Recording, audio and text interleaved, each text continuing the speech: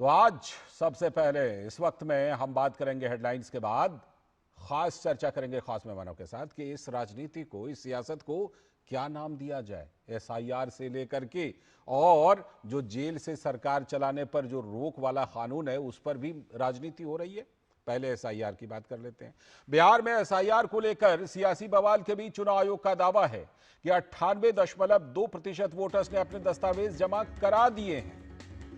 जगह जगह कैंप लगाकर चुनाव आयोग ने यह सुनिश्चित किया है कि एक भी पात्र मतदाता पुनरीक्षण कार्यक्रम से बाहर न रह जाए।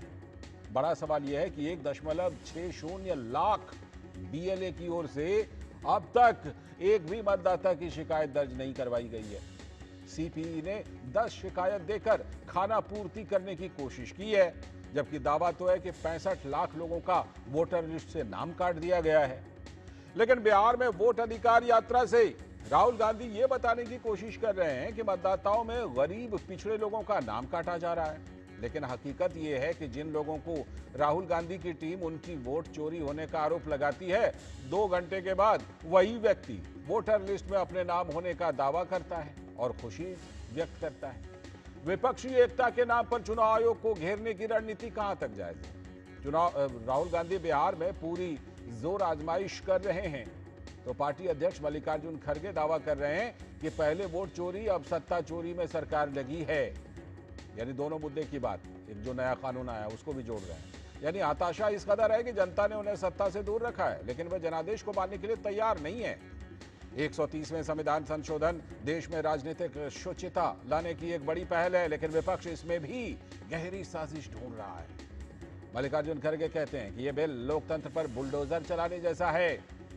लेकिन केंद्रीय गृह मंत्री अमित शाह ने विपक्ष के नैरेटिव का जवाब देते हुए कहा है कि विपक्ष जेल से सरकार चलाने का ऑप्शन बनाकर रखना चाहता है। गृह मंत्री अमित शाह ने कहा, बिल के प्रावधान लोकतंत्र की गरिमा के लिए आवश्यक हैं। इंदिरा गांधी ने 39वें संविधान संशोधन में राष्ट्रपति, उपराष्ट्रपति और प्रधानमंत्री और स्पीकर को न्याय प्रक्रिया से अलग रखा था। अमित शाह ने कहा कि पीएम मोदी ने तो स्वयं को भी इस बिल में रखने पर जोर दिया है। गृह मंत्री अमित शाह ने लोकसभा में जब 130वां संविधान संशोधन विधेयक पेश किया था, तो विपक्षी दलों के सांसदों ने इन बिलों को लेकर सदन में बड़ा जबरदस्त हंगामा किया था। बिल की कॉपी फाड़ दी थी और कई सदस्यों ने तो इसे गृह मंत्री की ओर फेंक भी दिया था। संसदीय इतिहास में इस तरह की अमर्यादित तस्वीर शायद ही कभी कभार दिखाई दी हो। आखिर इस बिल से विपक्ष इतना डरा हुआ क्यों है। गृह मंत्री ने साफ किया था कि इस बिल का उद्देश्य सार्वजनिक जीवन में गिरते जा रहे नैतिक मूल्यों को बरकरार रखना और राजनीतिक शुचिता लाना, यह हम सभी का कर्तव्य है। लोकसभा में इस बिल पर पर्याप्त चर्चा के लिए इसे सिलेक्ट कमेटी जेपीसी में भी भेजने की बात हुई है। लेकिन विपक्ष इस संशोधन को लेकर इतना संजीदा है, कैसा संजीदा है कि जेपीसी का बायकॉट का पहले से ही अल्टीमेटम दे रहा है। टीएमसी ने तो भ्रष्टाचार विरोधी इस बिल को नौटंकी कहकर बहिष्कार कर दिया, तो सपा ने भी कमेटी में शामिल होने का विरोध कर दिया और अब तो आम आदमी पार्टी ने भी यही रुख अपना लिया। इस विरोध में कहा कि इंडी गठबंधन की एकता को इस विरोध ने झटका दिया है। वहीं यह भी साफ हो गया है कि भ्रष्टाचार के मामले में देश का जनमत ही इन्हें इसके समर्थन के लिए अब राजी कर सकता है, क्योंकि ये तो बहाने बना रहे हैं। तो केंद्रीय गृह मंत्री अमित शाह ने आज एक इंटरव्यू दिया और कहा कि राज्य के प्रशासनिक अधिकारी जेल में जाएंगे उनसे सलाह लेने के लिए। क्या यह भारत के लिए सम्मान की बात होगी क्या? अब तक कई सारे नेता जेल में गए, कई सारे मुख्यमंत्री भी गए, मंत्री भी गए और सबने इस्तीफा देकर जेल में गए। अभी अभी एक ट्रेंड शुरू हुआ कि जेल में जाने के बाद भी इस्तीफा नहीं देना। ढेर सारे ऐसे लोग हैं जिन्होंने इस्तीफा दिया। तमिलनाडु के कुछ मंत्रियों ने नहीं दिया, दिल्ली के मंत्री और मुख्यमंत्री ने नहीं दिया, और सरकार के सचिव, डीजीपी, मुख्य सचिव इनके पास आदेश लेने के लिए जेल में जाएंगे। ये क्या हमारे लोकतंत्र को दुनिया में सम्मान दिलाएगा क्या? ये मुद्दे पर चिंता, चर्चा होनी चाहिए, नहीं होनी चाहिए? वहीं आरजेडी के नेता तेजस्वी यादव ने कहा कि यह केवल ब्लैकमेल करने के लिए यह कानून लाया गया है। केवल कानून जो है आई वॉश के लिए है और जानबूझ करके ये लाया गया है लोगों को ब्लैकमेल करने के लिए, और ये लोग हमेशा ब्लैकमेल करेंगे। इन लोगों ने तो ठेका ले रखा है कुछ विदेशी ताकतों से मिलकर के कि कि देश के लोकतंत्र और संविधान को खत्म कर दें। और जो बांग्लादेशी घुसपैठे का मुद्दा है, एसआईआर का मुद्दा है, उस पर देखिए कैसे कैसे लोग बयान दे रहे हैं। योजना आयोग के पूर्व सदस्य सईदा हमीद ने कहा कि बांग्लादेशी भी तो इंसान ही हैं। सुनिए। हमारा जिगर सब इस वक्त यहाँ मुसलमानों का जो हाल हो रहा है और उनको बांग्लादेशी, और अच्छा बांग्लादेशी होने में क्या गुनाह है? अरे भाई बांग्लादेशी भी तो इंसान है। अरे दुनिया इतनी बड़ी है, बांग्लादेशी भी यहाँ हो सकते हैं। किसी का राइट डिप्राइव तो नहीं कर रहे। ये कहना कि उसका राइट डिप्राइव कर रहे हैं, उसका राइट डिप्राइव कर रहे हैं, ये एक बहुत ही it's a very very troublesome and an extremely mischievous and very detrimental to humanity. अरे इंसान हैं तो why can't human beings, अल्लाह ने ये धरती बनाई है इंसानों के लिए, ये हैवानों के लिए तो नहीं बनाई है, इंसानों के लिए बनाई है। देखिए ऐसे ऐसे तर्क आ रहे हैं। इसका मतलब सब जगह से जितने भी शरणार्थी हैं, जितने घुसपैठी हैं, सबको लाकर बसा दीजिए धर्मशाला की तरह। ऐसे बयान आ रहे हैं और इसी से लेकर के सब कुछ जुड़ा हुआ है। एसआईआर भी इसी से जुड़ा हुआ है। आज इसी पर हम खास चर्चा कर रहे हैं और खास चर्चा के लिए हमारे साथ जुड़ चुके हैं एसएन सिंह जी, भारतीय जनता पार्टी के प्रवक्ता, इसे मुद्दे पर बात करने के लिए। और हमारे साथ हमारे सलाहकार संपादक विनोद मिश्र जी भी स्टूडियो में जुड़े हुए हैं। आगे चल करके हम कोशिश करेंगे कि कुछ और सदस्य को जोड़ें इस चर्चा में। फिलहाल मैं विनोद जी के पास चलता हूं। विनोद जी बताइए, जिस तरह से ये पूरा का पूरा मुद्दा चल रहा है, देखिए एसआईआर की बात हो जाए कि या फिर वो जेल से सरकार ना चला पाए, इसके लिए जो कानून लाया गया है वो मुद्दा हो जाए, और घुसपैठ का मुद्दा तो वो जुड़ा हुआ है आपस में एक दूसरे से। लेकिन लग रहा है कि देखिए विपक्ष में जो पार्टियां हैं वो तो पहले भी जब जो विपक्ष में होती हैं तो वो निश्चित तौर पर सरकार के कदमों का विरोध भी करती हैं, कुछ कदमों का समर्थन भी करती हैं। लेकिन एक नई तरह की राजनीति नहीं लग रही है कि मतलब चाहे एसआईआर का भी विरोध, पहले ईवीएम का विरोध करो, फिर वोटर लिस्ट का विरोध करो, फिर वोटर लिस्ट के शुद्धिकरण एसआईआर का विरोध करो, फिर जो है जेल से सरकार चलाने को रोकने वाले कानून का विरोध करो, यहां तक विरोध करो कि जेपीसी में भी शामिल नहीं होंगे। ये सब कुछ नया थोड़ा नहीं लग रहा है भारत की राजनीति में ये सब प्रचलन? लाल जी, जैसे आप अपने स्टोरी में ये नाम रखा है, इस सियासत का क्या नाम जी, तो सीधे देखिए कि अभी जब ये 130वां संशोधन का बिल का जब रखा गया था पार्लियामेंट में, तो उस समय में जो चर्चा हुई थी कि इसके विस्तृत चर्चा के लिए इसको जेपीसी में लाया जाएगा। और सबसे पहले ममता बनर्जी की टीएमसी पार्टी ने इसको सियासी ड्रामा कह के एक तरह से बाइकआउट किया था जी। आज देखिए सुबह की खबर है, आज शिक्षक भर्ती घोटाला में एक विधायक को के घर पे रेड देने के लिए जब ईडी के ऑफिसर पहुंचते हैं तो वो विधायक अपने पहली मंजिल से कूद कर खेतों की तरफ भाग लेते हैं।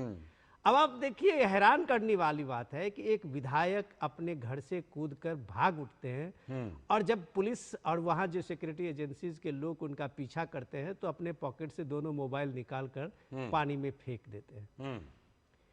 तो आखिर सवाल है कि क्या इस देश में यही चरित्र रहेगा कि आप भ्रष्टाचार पे जब बात करेंगे तो आपको सदन में इस तरह के लिए चुनौती मिलेगी, आपको ये बताया जाएगा कि अब सरकार गिराने के लिए, विपक्ष की जो सरकारें हैं उसको गिराने के लिए आप इस तरह के हथकंडे अपना रहे हैं। तो ये जो नैरेटिव है उसका ये सारा उदाहरण, सारा पिक्चर दुनिया अभी भारत के लोगों के सामने में है। आप आज की ही जो तस्वीर है, मुझे लगता है कि वो ईडी की कार्रवाई और विधायक के उस भागने की तस्वीर जिन्होंने देखा होगा, मुझे लग रहा होगा कि भ्रष्टाचार के इंतहा लोगों के सामने में है जी। और इसके बाद इसका विरोध। तो अमित शाह ने बहुत साफ और साफगोई से इस बात को कहीं से छुपाया नहीं है। वो जिस बात को मल्लिकार्जुन खड़गे कहते हैं कि पहले वोट चोरी और इसके बाद सत्ता चोरी, तो उन्हें समझना चाहिए या इस देश के सत्तासीनों को कम से कम नेतृत्व को समझना चाहिए, क्या इस देश में यही लोकतंत्र है कि जो 1 महीने से ज्यादा 155 दिनों तक अरविंद केजरीवाल जेल में रहे और ये दावा करते रहे कि हम जेल से सरकार चलाएंगे। सुप्रीम कोर्ट ने भी अंत में उनके बेल देते हुए उनके विवेक पे छोड़ दिया था जी। तो क्या इस देश में इसका कानून नहीं होना चाहिए? बिल्कुल। रही बात जब ये एसआईआर पे इसी तरह की सियासत जब वो करते हैं, राहुल गांधी पिछले 7-10 दिनों से बिहार में मोटरसाइकिल से लेके क्या क्या दौरा कर रहे हैं, क्या क्या यात्राओं के लिए टीवी कवरेज बना रहे हैं। क्या राहुल गांधी के जो बीएलए हैं 15,000 से ज्यादा उनके पार्टी के बीएलओ हैं, 49,000 के लगभग आरजेडी के बीएलए हैं।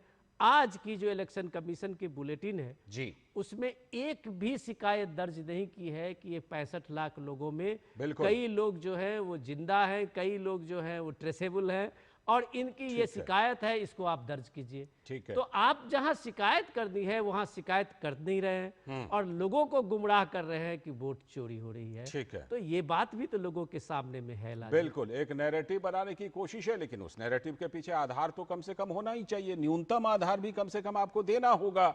सुप्रीम कोर्ट ने चुनौती दी कि कम से कम 15 नाम ले आइए तो इस प्रोसेस को रोक दें।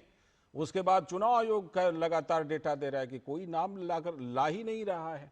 खैर, आगे चल करके हम कोशिश करेंगे कि इस मुद्दे पर कांग्रेस के समर्थक या विपक्ष की तरफ से कोई जुड़ें। दुष्यंत नागर जी को हमने बोला भी था जुड़ने के लिए, शायद जुड़ेंगे भी। लेकिन एसएन सिंह जी हमारे साथ हैं, तो एसएन सिंह जी से जरा कुछ सवाल पूछ लेते हैं। एसएन सिंह जी, अभी योजना आयोग की पूर्व सदस्य सम्मानित साइदा हमीद जी की बात हमने सुनवाई। उनका कहना था कि भाई बांग्लादेशी घुसपैठिए आते हैं तो वो भी तो इंसान हैं, उनको इस तरह से आप लोग क्यों घुसपैठियों को बाहर करने पर तुले हुए हैं? इंसान हैं वो भी, रहने दीजिए, जहां से जो आए सबको आने दीजिए, रहने दीजिए, सब कुछ दीजिए उनको। उनका ये विचार है। देखिए लालचंद जी, ये देश कानून से चल रहा है, संविधान से चल रहा है, और संवैधानिक संस्थाओं को संविधान ने ये स्वायत्त छूट दे रखी है कि वो कानून बनाए कि कौन देश में रहेगा और कौन देश में नहीं रहेगा। मौखिक आदेश के तौर पे अगर देश चलेगा तो इमाम बुखारी भी बहुत सारा चीज कहते थे, आज जो हमारी बहन कह रही है वो भी कह रही, उस पर तो कानून है नहीं और उस पर देश चलेगा नहीं। जो भारत का नहीं है उसको बार बार हमारे गृह मंत्री जी, हमारे वरिष्ठों ने कह चुका है, संसद में भी कह चुके हैं कि वो जो भारत का नहीं है उसको भारत के बाहर जाना पड़ेगा, और जो भारत का नागरिक है उसको कोई बाहर निकाल नहीं सकता। अब बात ये आती है कि आप देखिए भाई, चोर के चाहने से रात बड़ी नहीं होती है। चोर तो लाख बार चाहता है कि उजाला हो ही नहीं, सवेरा हो ही नहीं, विकास हो ही नहीं। लेकिन ये तो धन्यवाद कहेंगे देश की जनता को कि देश की जनता ने एक पारदर्शी सरकार बनाई, एक ईमानदार सरकार बनाई, एक जवाबदेह सरकार बनाई, और सरकार देश के राष्ट्र प्रथम के नीतियों पर कार्य कर रही है, राष्ट्र के खुशहाली के लिए कार्य कर रही है। सरकार ये नीति बना रही है कि कोई भी भ्रष्टाचारी अगर उस पर भ्रष्टाचार का आरोप लगता है तो वो जेल से सरकार नहीं चलाएगा। कोई भी व्यक्ति जो देश का नागरिक नहीं है वो वोट नहीं डाल सकता है, जिसकी मृत्यु हो गई है, जो कहीं और चला गया वो भूखस वोटिंग नहीं कर सकता है। सरकार इस तरह के कानून बना रही है, विपक्ष को सहयोग करना चाहिए। हम लोग तो तुलसीदास जी को मानने वाले लालचंद जी लोग हैं, हम कहते हैं निंदक नियरे राखी आंगन कुटीर चौहान। अगर सरकार में कोई खामी है आप बताइए, हम उसमें सुधार करेंगे। लेकिन आप कहते हैं नहीं भाई, लालचंद जी वोट की चोरी याद दिलाए आपके चैनल के माध्यम से, 4 बार देश में हुआ है और चारों बार वोट की चोरी कांग्रेस सरकार ने किया। पहली चोरी आदरणीय जवाहरलाल नेहरू जी ने किया। जवाहरलाल नेहरू जी 13 बनाम 1 के वोट से 13 वाला हार जाता है और 1 वाला जीत जाता है। जवाहरलाल नेहरू जी प्रधानमंत्री बन जाते हैं। दूसरी घोषित चोरी इंदिरा गांधी जी ने किया।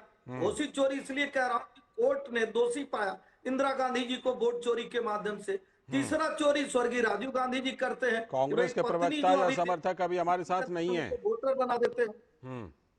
मैंने कहा कांग्रेस के प्रवक्ता या समर्थक अभी हमारे साथ जुड़े हुए नहीं है, इसलिए अभी आपको इस मामले पर जवाब उन्हीं की तरफ से मिलेगी। कोई बात नहीं, अच्छी बात कहते हैं। देखिए लालचंद जी, हमने तो कांग्रेस के प्रवक्ता रहे चैनल, हमने तो ये भी कहा कि सरकार जो नीतियां बनाती है वो राष्ट्र प्रथम को, राष्ट्र की समृद्धि के लिए, राष्ट्र के विकास के लिए जो अच्छा होना चाहिए। मैं एक चीज पूछाऊंगा लालचंद जी, भाई दर्शक देख रहे हैं, विपक्ष रहे चाहे न रहे, कोई कानून ऐसा बनता है जो सबके लिए बराबर हो? क्या मंत्री, क्या संतरी, क्या प्रधानमंत्री, क्या मुख्यमंत्री, क्या सत्ता पक्ष, क्या विपक्ष, उस कानून का स्वागत किया जाना चाहिए कि नहीं किया जाना चाहिए? अभी विरोध जी ने एक एग्जाम्पल देते हुए कहा, एक विधायक टीएमसी का, विपक्ष का नेता, जिसके घर ईडी की रेड पड़ती है, आप क्यों भाग रहे हैं अगर आप सही हैं?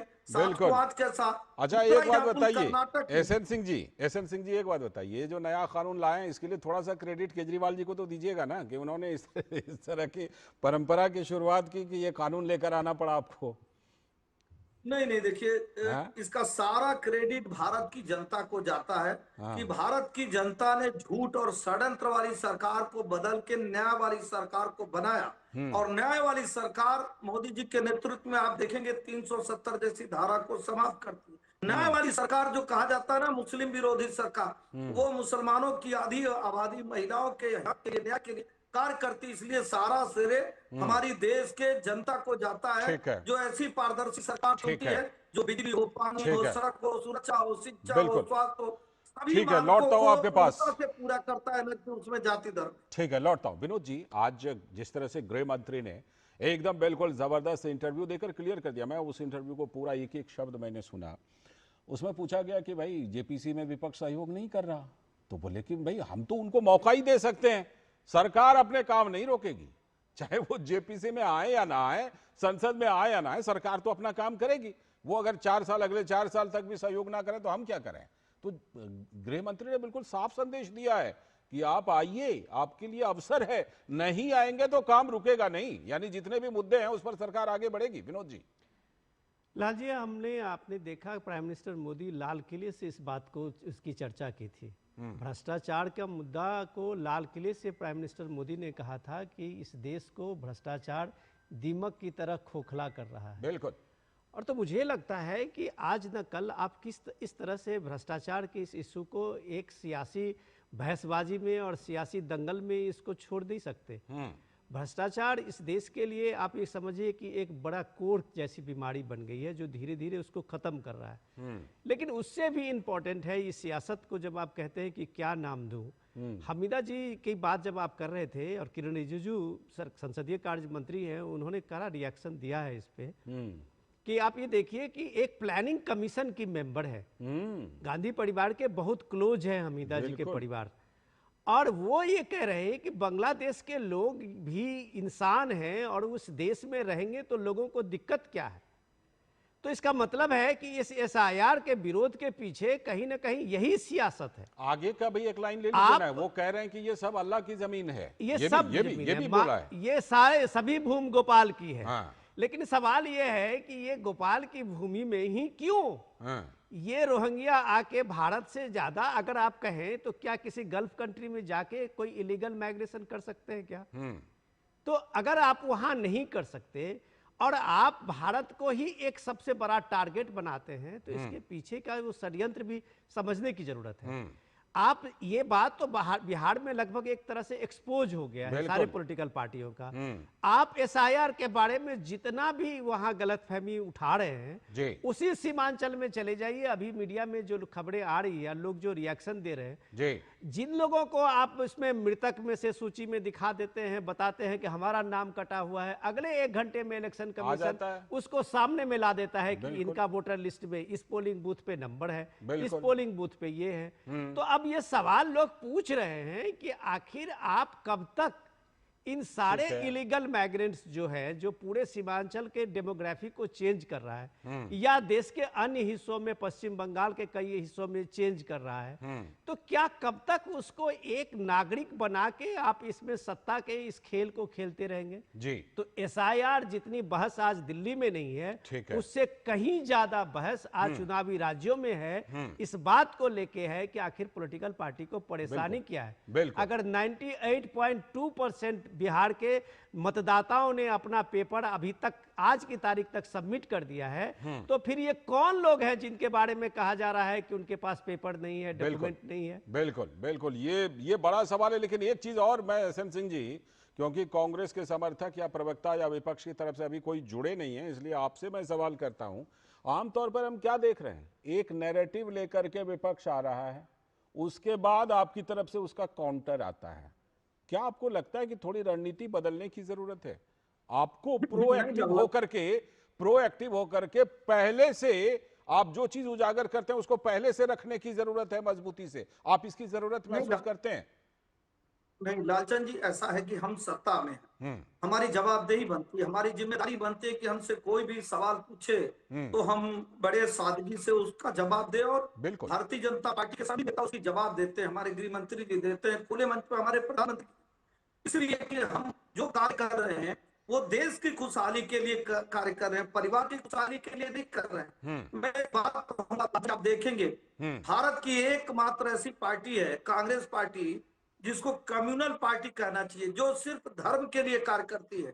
और उसका कोई भी सदस्य हो, चाहे बड़े पद पे हो चाहे छोटे पद पे, एक सदस्य को आपने योजना आयोग का दिखाया है, वो सिर्फ धर्म के लिए कार्य करता है और विशेष करके एक धर्म के लिए कार्य करता है। जी। इसलिए मैं कहता हूं कि कांग्रेस ही एकमात्र ऐसी सांप्रदायिक पार्टी है जो सिर्फ धर्म की बात करती है। हम धर्म की बात नहीं करते, हम सबकी बात करते हैं, सबके लिए करते हैं। एफआईआर हो रहा है, आप देखिए, कोई धर्म देखकर हो रहा है क्या कि इस धर्म को के लोगों का नाम काट दीजिए और दूसरे धर्म के लोगों का नाम जोड़ दीजिए। क्योंकि कांग्रेस पार्टी राजनीति लालचंद जी शुरू से इस तरह का की ठीक है। है। उसने धर्म देखकर योजनाएं बनाई, धर्म देखकर आयोग बनाया, ठीक है, धर्म आपकी देखकर बातें मंत्रालय सही हो बनाया, सकती धर्म हैं, देखकर मान लिया। लगा किया। मैं इस कह रहा नाते हूं, कांग्रेस को ऐसा लगता है। लास्ट ठीक है। बात मैं कहूं, लास्ट मैंने बात मैं कहा कहूं, आपकी कब बात से सही निधन हो सकती है, आपकी बात सही हो सकती है, लेकिन वही मैं फिर से दोहरा दूं कि आज हमारे पास न तो कांग्रेस के कोई प्रवक्ता हैं, ना कोई कांग्रेस के समर्थक हैं जो आपकी इन बातों का जवाब दें।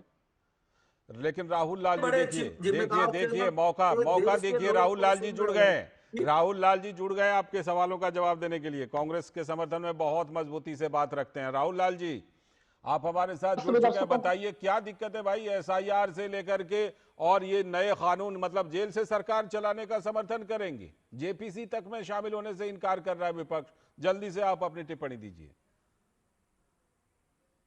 सभी दर्शकों को नमस्कार। नमस्कार। हमें लग रहा है कि जो विपक्ष कदम उठा रहा है, प्रथम बार दिल से विपक्ष की प्रशंसा करने की इच्छा उत्पन्न हो रही है कि विपक्ष सही दिशा में भारतीय लोकतंत्र को बचाने का काम कर रहा है और किसी भी विपक्षी पार्टी को, इंडिया गठबंधन के पार्टियों को जेपीसी में शामिल नहीं होना चाहिए। क्योंकि एक चीज देखिए, जब इनको पहले से पता है कि वो संविधान संशोधन के मामले में राज्यसभा में भी 2/3 मेंबरशिप होनी चाहिए, लोकसभा में भी 2/3 मेंबरशिप होनी चाहिए। अरे पिछले कार्यकाल में अगर आप भ्रष्टाचार के लिए इतने ही गंभीर थे तो जब आपके पास प्रचंड बहुमत की स्थिति थी तब तो आप लेके नहीं आए। और पिछले 11 वर्षों में हम लोगों ने आज देखा ला है, रहे हैं तो विरोध है। मैं बिल्कुल विरोध क्यों है, मैं उसी पॉइंट पे आ रहा हूं। विरोध अरविंद होने का केजरीवाल ने वो रास्ता दिखाया कि भाई नहीं लाएंगे तो ऐसे ही होगा आगे, और क्या। देखिए, हम लोगों ने देखा पीएमएलए का केस किसी के ऊपर भी लगा दीजिए, आपको जो है कि कम से कम जमानत लेने के लिए जो है कि आपको महीनों संघर्ष करना पड़ेगा, 30 दिन के बाद जो है वो सरकार हट जाएगी।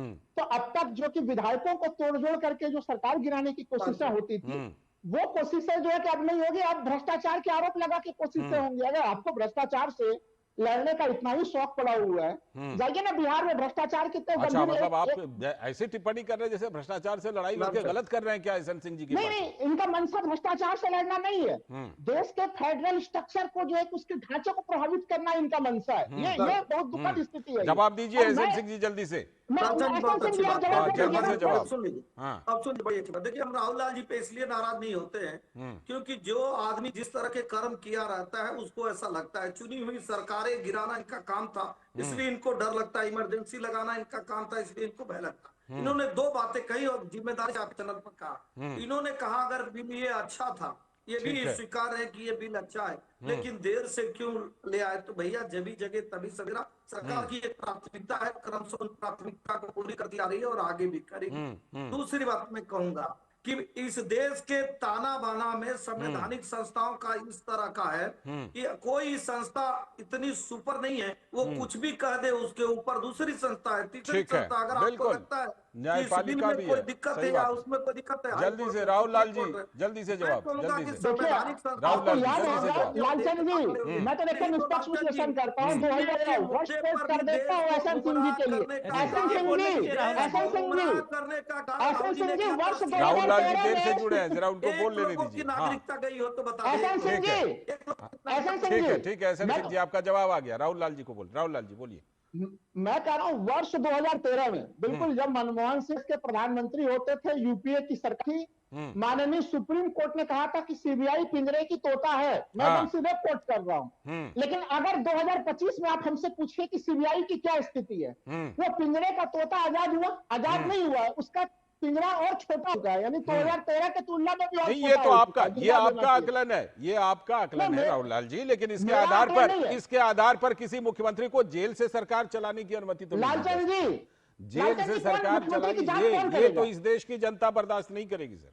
ये लालचंद जी, ईडी इनका, सीबीआई इनका, शुक्रिया, ये एक अलग मुद्दा। हाँ विनोद जी जल्दी से, विनोद जी जल्दी से एक लाइन जोड़ता हूँ। अभी राहुल लाल जी थोड़ा देर से जुड़े हैं और आते ही जो बम्बार्ड कर रहे थे तो उनको मैं थोड़ा सा याद दिला देता हूँ। अपने बीजेपी प्रवक्ता के साथ बढ़िया डिस्कस कर रहे थे जी जी, तो वो दोनों का मामला है, लेकिन मैं जस्ट इनको जब एक अपनी पुरानी यूपीए सरकार की याद दिला देता हूँ।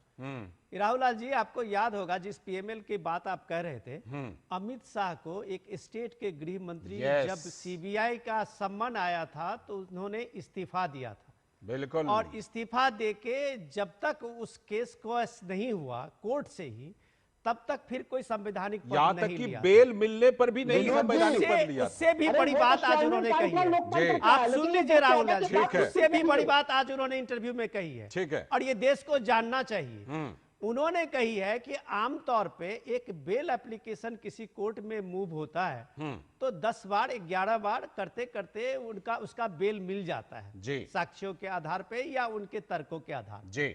अमित शाह को एक पूर्व गृह मंत्री स्टेट को बेल लेने में 2 साल लग गए थे, 2 साल। एक पर्टिकुलर जज का भी नाम लिया था उन्होंने, और एक पर्टिकुलर जज का भी उन्होंने नाम लिया है। ठीक है। उन्होंने तो कहा, क्या एक उद्देश्य मिनट में हुआ है? उन्होंने कहा कि आप ठीक जो है। तरीपार कहते हैं उसको भी उन्होंने कहा पूरा क्लियर कि किया आफ्ताब आलम ने, जस्टिस आफ्ताब आलम जी। ने उनको कहा कि जब आप अगर आपको बेल मिल जाए जी। तो कल आप गवाहों को इन्फ्लुएंस करेंगे। बिल्कुल, तो ठीक है। अमित शाह ने इसका जवाब दिया था कि हम तब तक वापस नहीं लौटेंगे, ठीक है, इस जगह पे गुजरात जब में तक ये दोष मुक्त नहीं होगा। नहीं हो ठीक है, जाए। शुक्रिया। और 2 साल शुक्रिया, लगा था समय उस की बेल कमी है लेने में। फिलहाल। ये भी इस देश ने देखा है क्या राहुल बिल्कुल, लाल जी? चलिए आप शुक्रिया, समय की उदाहरण कमी ना है। दे तो अच्छा है। शुक्रिया राहुल लाल जी, एसएन सिंह जी जुड़ने के लिए। विनोद जी आपका भी बहुत बहुत शुक्रिया इस चर्चा में। आज समय की थोड़ी कमी थी इसलिए बहुत बहुत फिलहाल शुक्रिया आप सभी का इस चर्चा में हिस्सा लेने